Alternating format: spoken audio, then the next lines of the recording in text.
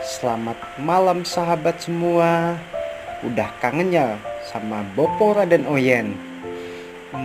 Kita lanjutin misi atau kita memancing dulu? Mancing dulu aja dah. Ya, kali ini Oyen lagi mancing buat persiapan makan besar di markas Oyen. Untuk teman-teman tetap ikuti perjalanan Oyen ya, agar Oyen bisa mendapat ikan yang banyak, ikan yang besar, dan bisa masak banyak-banyak. Terima kasih sahabat, selamat beristirahat, sampai jumpa kembali. Yeay.